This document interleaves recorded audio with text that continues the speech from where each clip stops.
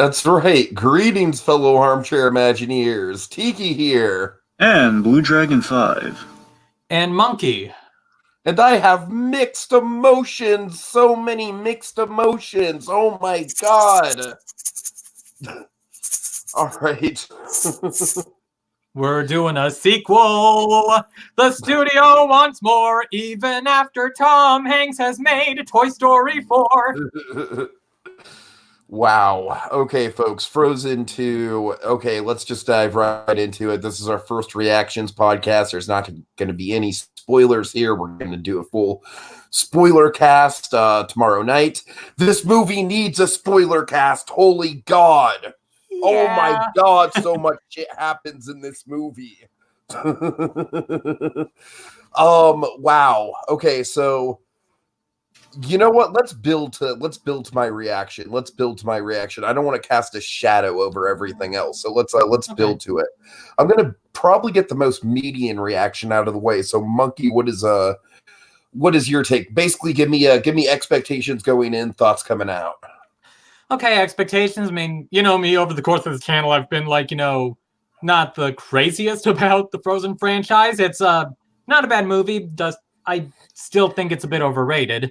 But for some reason, just some instinctual reason that I couldn't quite place, I felt myself feeling optimistic about this one, or cautiously optimistic or something. So, yeah, so you get that. Went into this film, and I've got a couple mixed emotions as well, but I feel relatively positive. I'm not sure if I'd say I haven't decided which is the stronger film. Maybe in some ways this one. I noticed, I feel like the first movie is more of you just put on a Disney movie to watch one day. I'm not doing anything, I'll put on a Disney movie, turn my brain off, watch a Disney movie. That's the first movie falls into that camp. This one does not. And that's not a matter of quality. It's just an observation I made. Also, I'd just like to ask, gonna ask out of the way, did you both see the post-credit scene? Yes. Yeah. Okay, making sure. Off the list. Okay. So, yeah, and I do have some questions about some of the choices that are made. Like you said, would go into spoiler cast discussion. So many questions that we just cannot talk about right now at all. Yeah, I may try and hint at them a little, try to be as non-spoilery as possible later on, but it's a thing. All right, Dragon, you are the big Frozen fan among us. You're kind of the ride and die Frozen fan. I like Frozen a lot, I do, but Dragon, you're the big one here. Oh man, I am so curious to get your take on this very divisive film. Well, as it's already been established, I do love the Frozen franchise. I do. I got a lot of love for it. I was excited to see, the sequel. Of course, things have been prepared for us. We've had a lot to tide us over since a lot has happened since 2013. Think about it. Since 2013, since the first movie, we've gotten Frozen Fever. We've gotten Olaf's Frozen Adventure. We had essentially, which is something I will very much defend, by the way. Well, yeah. It shouldn't have been put in front of Coco, but it's a very. Oh yeah, that wasn't their fault. Though. Yeah, I didn't know they were going to be put in front of Coco. But yeah. Now we also got the ride. Yes, which is another. Dragon hasn't done it, but the ride is a really, really good addition to the franchise. Yeah, I like the ride and too. On top of the ride, we get the bakery with the school bread guy. Oh yeah. Would you like to try the school bread? Yeah, and apparently there's some Lego thing I've never watched, but it's on Disney Plus. Maybe someday. Yeah, I saw the Lego thing. It's okay. Oh, and a Broadway musical as well. Yes, yeah. Which I'll be seeing in a couple months, but yay. Also a major area in Kingdom Hearts 3. Yeah. Yeah, I'm guessing the musical is the only one with a nude kick line, though. All right, Dragon, go ahead. Sorry. And also, Once Upon a Time, we kind of saw kind of a pseudo sequel already, and kind of bear in mind it's not really in continuity with the animated one, but we kind of saw what. Listed. What? I said that one made a lot more sense than this did. Point being, we've seen. The point being, Frozen's kind of has definitely taken off. So definitely developed a following. Definitely been visited a number of times, and definitely been kind of like built up. Like, okay, because people want to see. We can't quite make another full animated movie like the first Frozen in just a year after a movie's just kind of blown up in popularity like this one. And Frozen, from what I understand, is probably supposed to be a one and done. Then, of course, because let me remind you, here's the big thing I want to kind of guide people in with Frozen 2, kind of how difficult it would be to make another one. How difficult is to kind of like. Of all the Disney movies, how many of all the Disney princess movies, how many theatrical sequels have there been? Have there been any? That's my point. Does Ralph Breaks the Internet count? No, I know it doesn't. I'm just, saying. No. That's exactly. That's what I'm saying. Like I'm saying this thing had a real. It's a theatrical sequel with princesses in it. Yes. Okay. My point is my boys again. This thing had kind of as like huge shoes to fill. Again, we're going into literal uncharted territory, and one could say we're going into the unknown. One could say, with an echo, might I add. Regardless, so point is, I was as dialed in as I could possibly get. I mean, I rewatched. I've seen a couple. I kind of refreshed myself on Frozen going into it. Watch the movie on Disney Plus. Their Plus. Anyway. So I went into it, and I tell you, it came out. I was satisfied. I'll say this much: I do not. I don't think it surpasses the first one. I think I can definitively say. I think the first one's a lot more straightforward, a lot simpler, a lot more just like. I think it's a lot more of kind of a digestible experience. Where two is. I like it as a continuation. I really do. I do enjoy it as a continuation. Do I feel some people, again, part of the whole divisive thing, some people have been really high on the movie. Some people have been very, some people said it's better than the first one. Of course, I remember the most hype I ever heard going into Frozen 2 is it's Godfather Part 2. Oh, God, Jesus Christ. Now, mind you, I'm pretty sure. Man, a little, she jumping the gun there just a little bit, buddy. Now, bear in mind, when they use the Godfather Part 2 analogy, I think it's less the quality of Godfather Part 2. I think it's more the whole continuation aspect of Godfather Part 2 that fills in the blanks and it continues. Like, it's kind of a whole piece. Once man. But that was like the most hype I heard for the movie going into. Like, you really can't get it much higher than Godfather Part 2, especially in regards to a sequel. But anyway, so that's kind of, it was either going to be that or going to be, it didn't live up to the sequel. I'm not going to say it didn't live up to the sequel. I'm going to say I don't think it's as much as kind of like, I don't think it's. I think it's in its own shadow. That's kind of my definitive say. I think it's in its own shadow. And I think it shows in places. I don't think it's a bad thing, but I think it shows. All right, Dragon, surprisingly, I think you and I are kind of on the same page here, and I was kind of dreading if we weren't going to be on the same page with this one. Really quick, giving up to Inhuman Quake, I'm going to answer Inhuman Quake's question right now because it is one of the big strong points for me. He says, are the songs good? Yes, absolutely yes. Yes, the songs are good. Maybe the ones in the first movie are a little more, say, immediately memorable, but we got some good ones in here too. Okay, the thing with the ones in the first movie we've also known them for 6 years. I mean, yes, that's true, but two things about the ones from the first movie. One, I feel like all of them are a lot more pop-centric than these songs are. Yeah.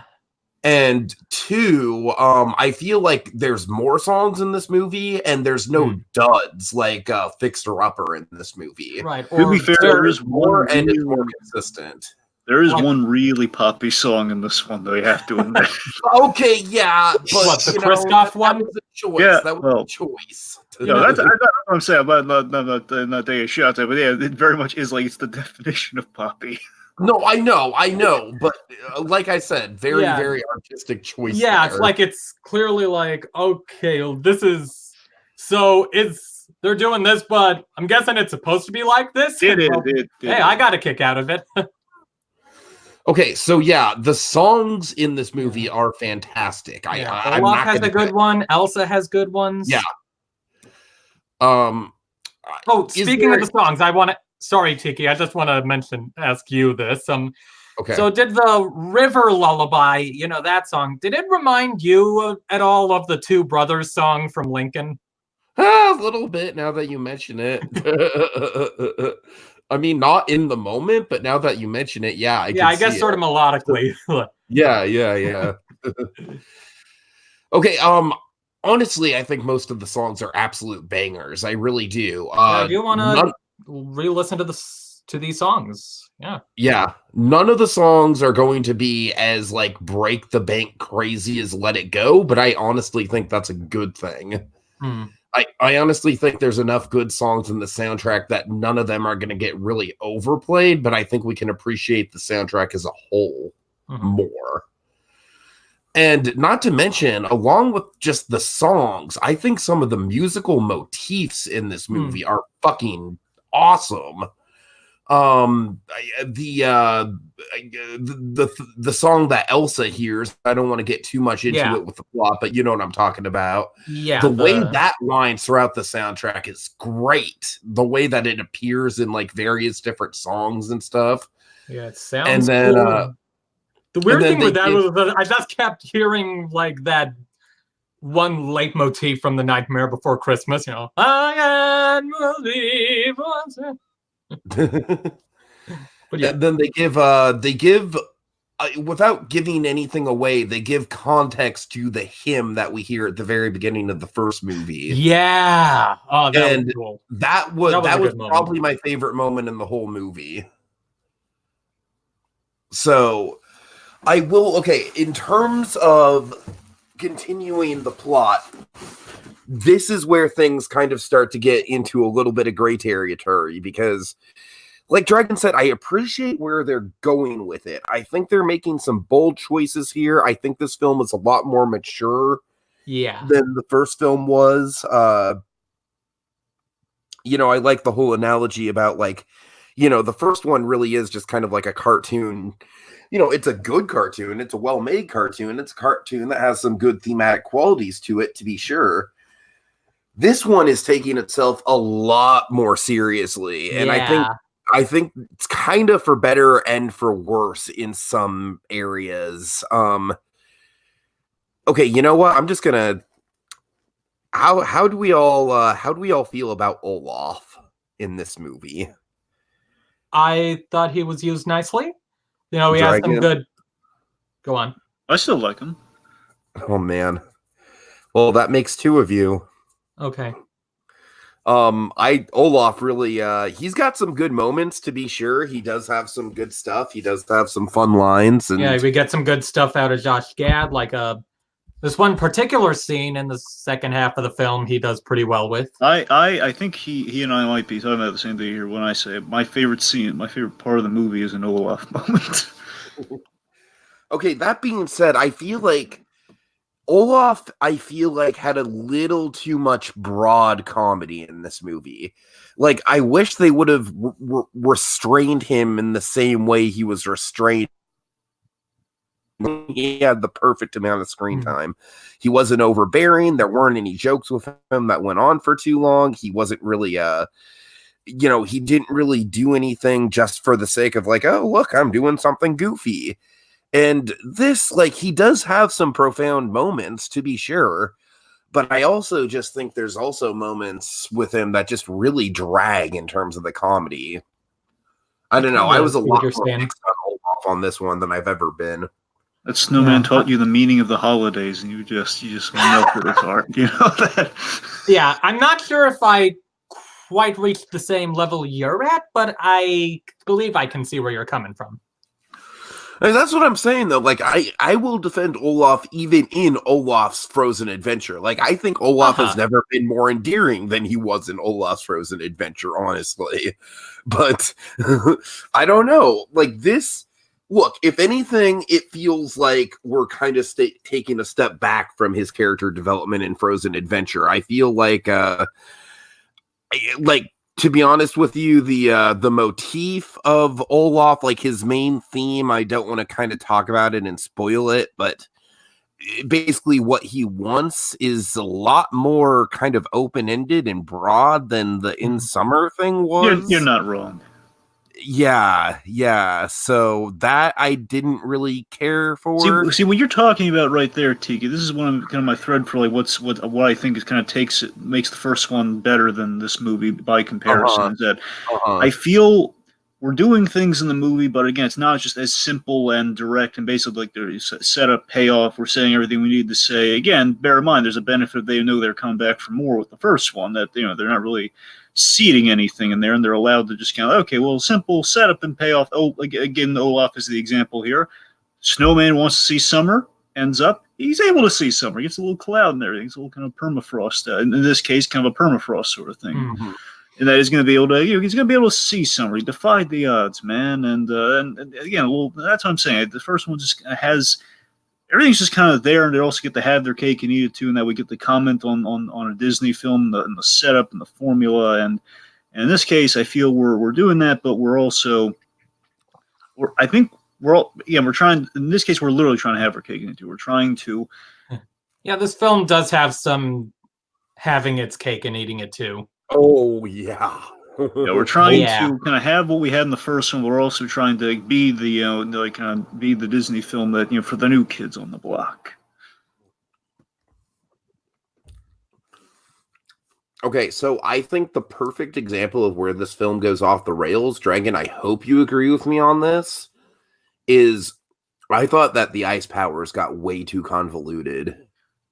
Well, I mean, do you mean the powers and how they're physically used? Or you mean the explanation of said stuff? A little bit of both, I guess. I mean, I don't mind how they were used. I mean, the whole usage I thought was perfectly fine. I feel I think there's some iffy territory once we get into like the deeper things behind the powers and basically. Like I said, I can't really talk about my issues with them without getting into spoiler territory. Really, I feel like kind of like I'm similar boat as Dragon, where it's like I was, rolling with the usage of them throughout the movie. Then, there's like, it's kind of like more goes into spoilerish territory, but there's a lot to take in. Kind of a lot to take in with this film. I mean, honestly, when it got to some explanations for her powers and everything, and the backstory and all that, and the yada yada, you guys know what I'm talking about. Yes. Yeah. I hate to say this. I really hate to make this comparison, but I felt like I was kind of watching a Pirates of the Caribbean sequel. Oh, that's a low blow. No, I'm sorry, but it's that's below the poop deck, man. I don't know what to tell you, though. It had that same sort of like, okay, we got to get all this exposition out, and it's just a bunch of fucking magical crap, and we're just inventing our own rules, but we're not inventing the rules elegantly. We're just kind of throwing the rules at the wall and seeing what sticks. I don't know. I feel, again, I can't talk about it, mind you. I have to be a little coy about things. Let me put it this way. I feel basically kind of our solution for the problem of the movie. I feel that solution's a little like we're trying to say something. We're trying to like exposit. We're trying to kind of communicate our lesson here, but also there's a status quo that we just can't interrupt. There's just some things we can't. Yeah. I mean, if I'm on the same page as you are, basically like something needs to be done, but we can't quite do that. Sorry. Basically, like there's something that needs to be done, but what? For marketing reasons, we can't have that in a movie. Yeah, it's like that is kind of the big question I have with the making of this movie. I don't have a clear answer on yet. They may not have gone far enough with a few things. Yeah, it's like this internal debate of just how bold are you gonna be? Mm-hmm, mm-hmm. Like I won't name names, for the sake of trying to be, a little less spoilery, but say there's a certain animated film from August of 2016 that comes to mind in terms of like comparisons of such a boldness, of such a particular boldness. And like Dragon kind of said with this one, there is the whole marketing element to consider, which gets in the way of that. Hopefully, I'm both making sense and not being spoilery.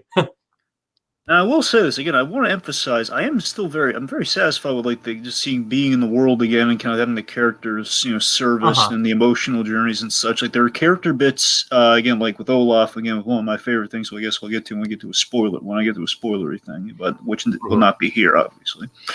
But some of the there are really great character bits I kind of live for. I wanted to see in a Frozen movie. They weren't exactly there. Mind this, like way before we knew anything about the movies. Like let's see Elsa do speed dating. That whole ridiculous thing we did that pitch for. Like Olaf manning a snowman bar with basically turn the ice cast into a tourist trap or something. The point being ridiculous again is back. I'm gonna like post a link to that speculation video, man. That would be a fun one to revisit. Yeah, we had some fun ideas for the Frozen. Not remotely what ended up in the movie, but what I'm getting is it's stuff is like with in the direction of stuff. They can not remotely what I predicted. But the closest thing that we predicted was the fact that like different elements besides ice would be involved. So the Avatar: The Last Airbender element, pretty much. I was predicting more of a fire versus ice kind of like I wasn't really. Yeah. Well, what do you expect? They took out dueling dragons. Well, that's the point. Like, Dee and I were definitely we were assuming fire would be the operative kind of opposition of a sequel. We have Frozen. Yeah, well, fire would. Well, Elsa goes up against Taka. Oh God. Sure. But anyway, what I guess what I'm getting is like I was kind of hoping for to see in a sequel. Like I was like into predicting. No, wasn't the title of my sequel Frozen Wildfire? I don't think it was that stupid. I think it was something. You liked it at the time. No. You had something better than Wild. It can't be Wild. Go back and watch the tape. You were really impressed with that title at the time, sir. Are you sure it was Wildfire? I am pretty sure it was Wildfire. I understand it was like something like Wildfire. Popcorn. I understand it was something like Wildfire. Are you sure it was Wildfire? Okay, regardless, my point is they're like in the direction of the basically I like some of the little mundane things that we like, the little kind of character beats that we had, and that's kind of what I wanted to see in a sequel, like kind of some more of the like, what is it like after the big adventure of the first? What's it like kind of in that transitioning point? I think we did see that, so I was satisfied. Those bits and kind of seeing those bits kind of breathe and kind of like, good to see how these characters kind of on a character level develop before we get into like the next story. But here's the thing with the movie that's frustrating to me. You're not wrong that in like the first act and maybe even the second act of the movie, we do get a lot of that development. We see how they've come along. I gotta be honest with you guys. This is probably going to be the harshest thing that I say about this movie, so be prepared. Oh God, I don't know if I can take it. I feel like almost every character, by the time we get to the finale, is practically just I don't want to say it's like a two-step back sort of scenario, but I basically don't agree with the choices that they made for any character across the board by the time that we reach the final moments of this movie. Like by the time we reach the finale of this movie, basically every single direction they've gone with every character, I've kind of just it's been kind of like a what the fuck for me. I feel like it ranges from just kind of like lazy to, in the case of Kristoff, I guess, to just like what the fuck am I watching? In the case of another example of a character that Dragon loves a lot, and I'm very curious to get his take on that. I don't know. I just that's the thing. It's like, it's funny. I ran into a coworker on my way out and I was just kind of speechless. I was just like, they make a decision about someone in this movie, dude, and I'm speechless. I don't know what to say. Again, obviously I'm tap dancing around spoilers with this one, but holy shit, this movie has a big spoiler. Several. Okay, on a lighter note, yeah, the Kristoff stuff did feel like kind of, why are we doing this? I mean, there's some amusing stuff with it, but it felt like it didn't serve much. Have you guys seen The Rescuers Down Under? Yeah. Still need to. Okay, well, It's on Disney Plus. I know. Yes, I know. Okay, basically the stuff with Bernard and the Rescuers Down Under, that's that is Kristoff's plot in a nutshell. It's just he's just trying to propose the whole time, and that's it. Yeah. I mean, I know that may be like a tiny little bit of a spoiler, but like it's literally nothing happens with him though. I mean, that's what, like, there's literally nothing to spoil about Kristoff for the most part. I will say that the fucking new characters are all virtually useless. Yeah, I mean, I like these new characters, but they could have done more. I wish there was more of them. J. Brown's character a little bit. I liked him. I thought he was pretty fleshed out.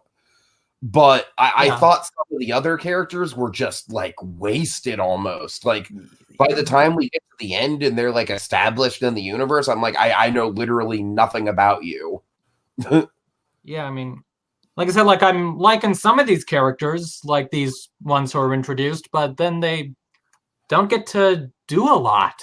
Yeah, they really don't at all. It's kind of like it's crazy because we just had Toy Story 4, and say what you will about Toy Story 4, but Toy Story is a franchise that has continually, like consistently, each new film, they don't just bring on a new character, they bring on several new characters, and those new characters become part of the DNA of the franchise, and it happens every single new sequel. Toy Story is just really good at balancing its cast and adding new people to the cast. Something you are kind of overlooking with that, and again, I have to be a little dodgy here with things, but I mean, the new characters that we get that aren't particularly the ones you're speaking of right now, the let's just say the less verbal characters, I think they make more of an impact. I think they definitely, those are kind of some better examples of new characters and their involvement that you do take something away from with. I'm honestly not sure. There's two things you could be referring to right now, and I'm not sure which one you are. The characters that bring a spectacle to things, Tiki, the new. Oh, okay, I get what you're saying. You said non-verbal, right? Well, yeah, nonverbal. So they don't really. I mean, they don't really speak. I mean, look, I know one has a thing that you know what I mean, you're not really chatty. Right. No, I mean, I get you, but I don't even really think those are like. I struggle to think of those as characters because they don't really have a lot of personality to them. Yeah, and there's one I'm thinking of right now. I'm kind of like, why were you there? Like one of these non-verbal ones. Oh, yeah. Aside from merchandise. There's a human character in this movie I am just like, why were you even there? Okay, so screw it, I'll just bring this up now. Okay. So this is, I feel like the only really thing where I'm like, why Disney? What the hell? Why did they recast the king? Okay, you want to talk about this now? Okay, let's talk about it. All right, let's do it. I kind of agree with him here. Here's the thing. So look, I adore we can just say the new voice, right? Like we're not going to be that coy with it. Might as well just. I don't see a point in not. I don't see why we shouldn't say who the new voice is. I love Alfred Molina. Yeah, and this is nothing against Alfred Molina at all. Like, and he is good in the. I want to make clear, he is good. Okay, yeah. He's good in the movie, but it's the systemic problem we're still facing, and it's kind of ridiculous at this point because plus this guy's been in a couple of Disney movies in kind of like some memorable roles. He's been in Zootopia. He's Maurice LaMarche, the great Maurice LaMarche. Yeah, Maurice LaMarche. Yeah, why couldn't you just use him? They should have, and again, love Molina, but in the fact you haven't established. Maurice LaMarche is the father. He had a role that was memorable at the start Frozen. Of course, many people have kind of looked at the King character and they kind of look at me. You remember that Maurice LaMarche voice, and also, of course, Maurice LaMarche. Zootopia is kind of our godfather. Kind of our Vito Corleone-esque character as the shrew, I believe. Mr. Big, I think. Mr. Big, yes, thank you, yes, Mr. Big, and that's the thing. So I understand if they were going to put him in roles like this, why feel the need to recast him? Again. LaMarche, and it's talented. Not like the King has a bigger. I mean, I guess he has a sort of a bigger role in this. Well, basically, he tells a but story. Not that much of a bigger part, really. It's about the same runtime. It's about the same runtime. It's one juicy scene. It has a juicy scene at the start. I'll give him that. I don't see why they couldn't just use Maurice LaMarche. Yeah. I mean, the good news is they didn't cast anyone inferior. Bad news, poor Maurice LaMarche. Just looking in the corner there. Look at how sad he is, man. That ain't fair. We shouldn't do Moen like that. To established voice actors, huh? Look at him crying. He's calling up Rob Paulson. Don't do that, Mo. You're better than that. All right. Let's see. Any other like major non-spoilery things we need to get into? I think we can all agree that the best parts of this movie were probably from a technical point of view. Like, like the water looks really good. The water is just holy shit. Like animated water just keeps looking better and better, especially from Disney and Pixar. Oh my god. So the ice. What's next after Moana? So we had Moana. You had this. What's the next water movie? I don't know. That's the thing, water-based. That's the thing. I mean, I know we're gonna have water in it because you basically have water in everything, so it's good. Maybe an animated 20,000 Leagues Under the Sea, perhaps. That's something where it wouldn't be obvious. Like you're not expecting it, but then it turns out, oh, it's another Disney water movie. Well, at least the water looks really good. Just full on like a fucking water park movie. No, Disney. Maybe Disney remaking the water, but hand-drawn characters. Or Disney remaking Waterworld. There's always that. Oh my god! They have the money. They can do it even more spectacularly bad than the first one. So now Universal also needs to worry about losing Waterworld in addition to The Simpsons and Marvel. Certainly. Disney's coming for even the ones. That's just really going to shock them. They're going to come for the ones that they don't even want. I'm just picturing Elsa coming out on the jet ski thing, like in the Waterworld stunt show. All right, so yeah, like I said, I think we can all agree the animation is like one of the big strong points. It looks gorgeous. It does. I think we can all agree that the score and the music is just very, very top notch, on par with the first, if not exceeds the first. I think we can all agree that the story in this movie is maybe not the best. They maybe want to know, maybe a little too overly ambitious. Yeah. I think the story definitely. I'm not against the ambition. Just they may have. To take a line from the movie, it's like, don't go too far or you may drown. I'm not saying this one drowned, but it was getting there, maybe. And then, honestly, I think the most divisive thing from us, which I think is appropriate because I feel like it's the most divisive thing regarding the movie in general, from what I've heard about, is just the characters, like the different character arcs. Because I don't know, guys. I'm wildly mixed on my thoughts on like pretty much all the character arcs in this movie. So yeah. I will also say that I'm really trying to not take this into account. I'm really not taking it into account at all. But I had a fucking terrible theater experience. I was basically sitting in a section of the theater that was just over, like literally there was like a Phil Spector wall of sound that was babbling toddlers in front of the fucking soundtrack of the movie. It's funny you mentioned theater experience. Condolences. Well, it got so bad that I literally moved to the fucking front row of the theater because in terms of like, comfort level or being able to actually hear the movie and not have this distracted like wall of sound of toddlers all around. Wait, you mean you went to the front row? I went to the front row. Oh, man. I know. Yeah, I had some, young ones who could have been distracting in my screening, but it doesn't sound like it reached your level. See, I had the positive version of that. I had basically they kind of enhanced the movie to an extent where basically it was the kids ate up. Oh man, kids dig the snowman. They do. They dig Olaf. They like it was just kind of like basically. These kids were shrieking. These kids were like, it pissed me the fuck off when one. I don't mean to parent shame here. I really don't. but it pissed me the fuck off when one father like takes his like screaming daughter, just screaming at the top of her lungs, out of the theater. And I'm like, okay, good. Like, now that she's gone, they'll probably, you know, be gone a while. Fucking like a minute later, the fucker's back. And of course, the daughter just keeps crying. It's like, what the fuck, dude?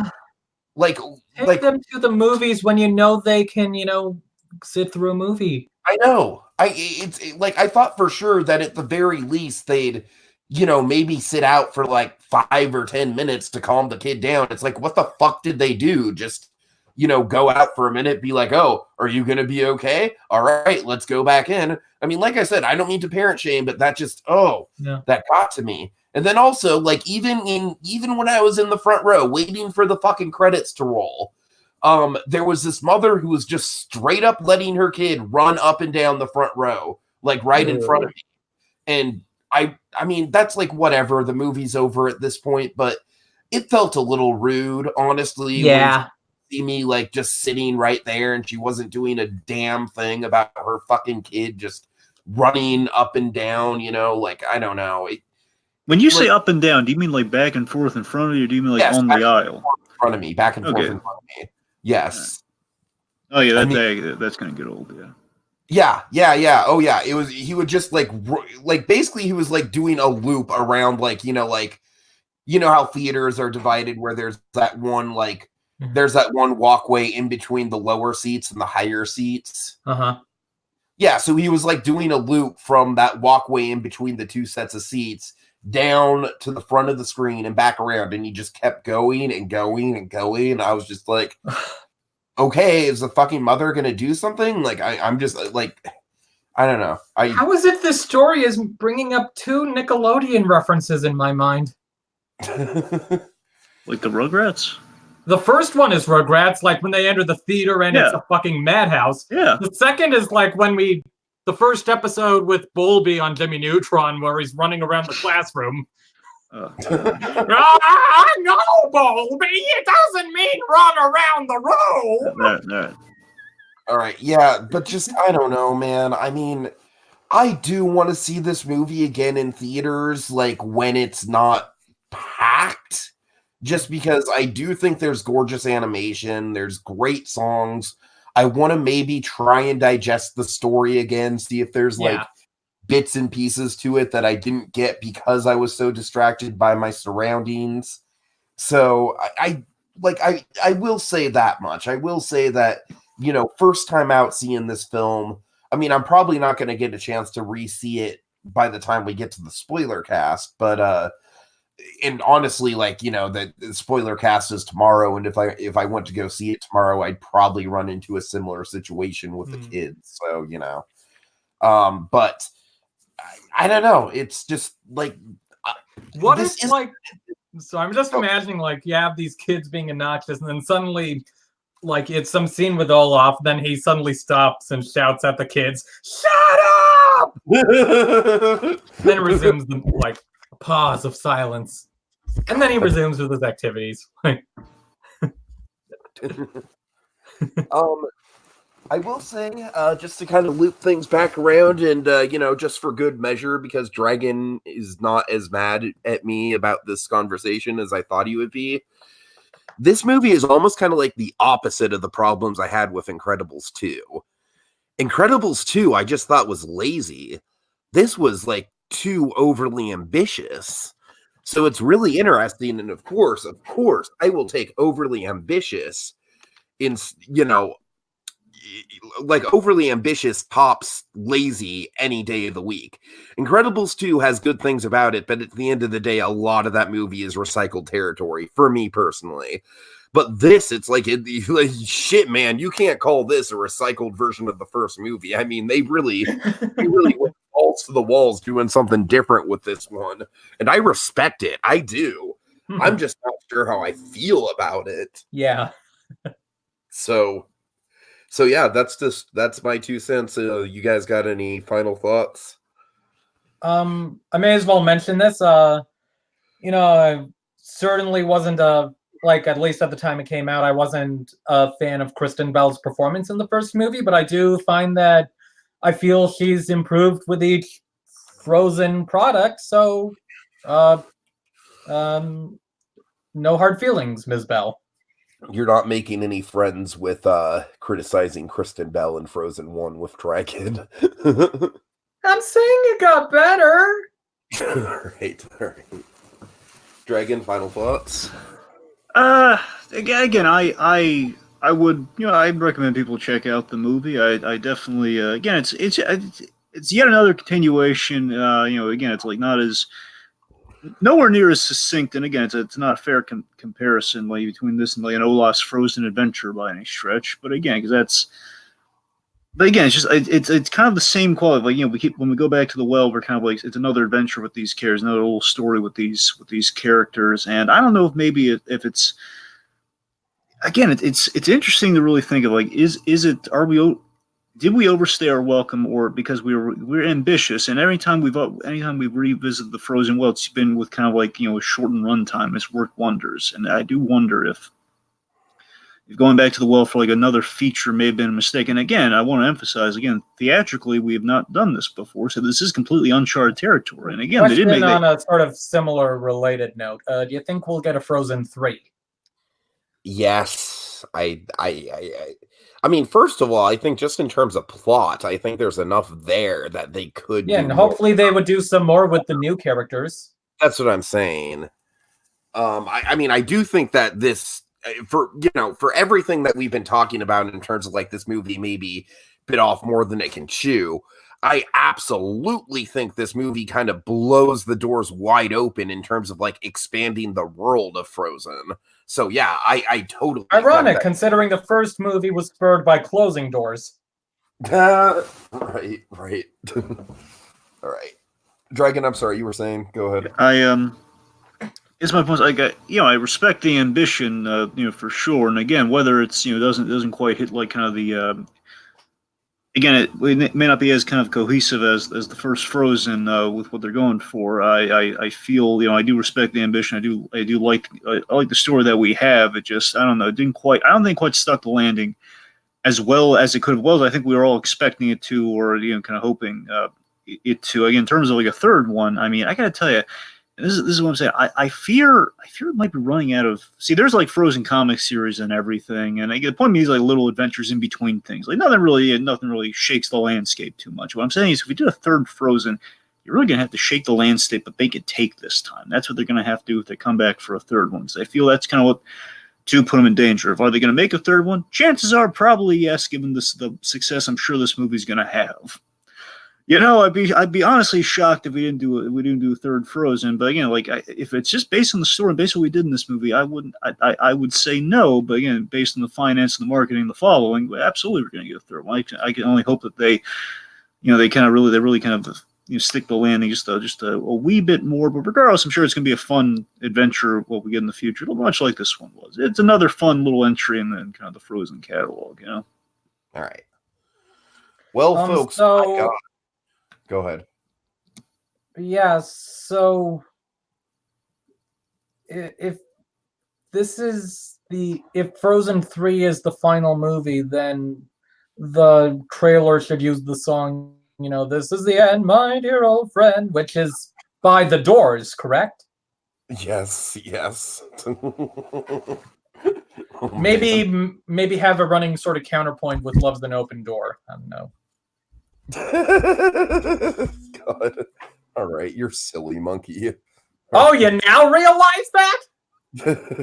Okay. So right. Frozen 2. We got it. Appreciate the ambition. Uncertain if it entirely worked. Maybe it did. Maybe not entirely. But still processing it, I suppose. Oh, there's a lot to process. Oh, that's for sure. That's for damn sure. And Kristoff's there too. And Kristoff. No Edie McClurg. All right. Come on, you underused her in the first movie. Give Edie McClurg something to do again. I mean, they underused fucking what's his name, Oaken as well. He was barely in it, which kind of made me sad. Yeah. But anyways. All right, guys. Thank you so much for watching. Thanks Inhuman Quake for following along with us. Always a good time. We will be back tomorrow for a spoiler cast, and maybe 24 hours will do us some good in terms of digesting this movie. I probably won't be there, but you two have a wonderful time. For sure. But yeah, I mean, there's a lot to break down. There's a lot to break down. Oh man. All right, guys. See you later. Have a good night. Night.